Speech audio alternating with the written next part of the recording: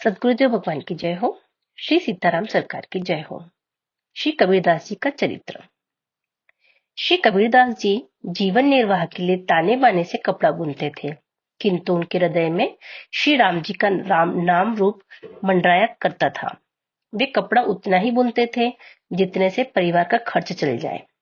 एक बार बाजार में कपड़ा बेचने के लिए आप खड़े थे कि एक साधु आपके पास आकर बोला कि मुझे कपड़ा दीजिए, मेरे पास पहनने के लिए कुछ नहीं है। तब आप उसे आधा थान फाड़कर देने लगे तो उसने कहा, इस आधे थान से मेरा काम नहीं चलेगा। श्री कबीरदास जी ने कहा, यदि पूरा थान लेने का निश्चय आपने अपने मन में किया है तो लीजिए, यह पूरा थान ही लीजिए। श्री कबीरदास जी के घर पर उनकी स्त्री लोई, माता नीमा, पुत्र कमाल और पुत्री कमाली ये सभी रास्ता देख रहे थे। घर में भोजन सामग्री का अभाव था, अतः सभी भूखे थे। कपड़ा बेचकर मूलधन से सूद और मुनाफे से सामान खरीदकर आता था, उसी से निर्वाह होता था।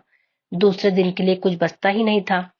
श्री कबीरदास जी ने विचार किया कि घर में सभी भूखे होंगे, खाली हाथ चलकर क्या करूं। वे बाजार में ही इधर उधर कहीं छिप गए। घर को क्या लेकर जाते, पूरा थान का थान तो दान कर चुके थे। भगवान घटघटवासी हैं। श्री कबीरदास जी के सच्चे भक्ति भाव को जानकर और घर के लोगों को दुखी देखकर वे व्यापारी केशव बंजारे का रूप धारण कर बेलों के ऊपर बहुत सा आवश्यक सामान लाद कर आए।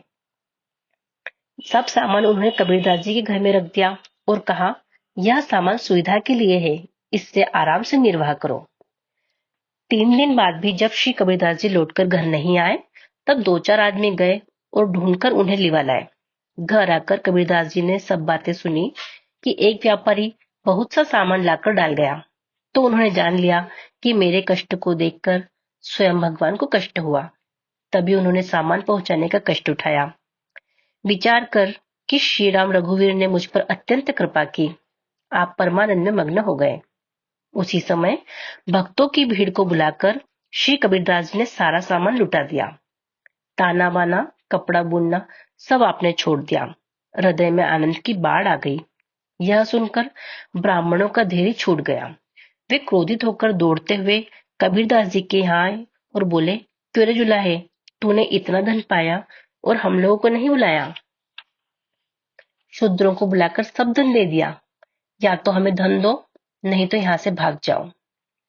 श्री कबीरदास जी ने कहा, अब मेरे घर में तो कुछ भी नहीं है, आप लोग घर में घुसकर देख लीजिए। यदि आप नहीं मानते हैं तो यहीं बैठे, मैं मंडी में जाता हूँ और कुछ मिलेगा तो लाकर दूंगा। यह कहकर श्री कबीरदास जी ने बड़ी कठिनाई से अपना पीछा छुड़ाया और मंडी में जाकर छिप गए। इस प्रकार उन्होंने संकट को टाला। इसी समय भगवान श्री कबीरदास जी का रूप धारण करके आए और बहुत सा धन लाए। उन्होंने आदर पूर्वक ब्राह्मणों को धन देकर उनका समाधान किया। वे लोग धन लेकर बड़े सुखी हुए।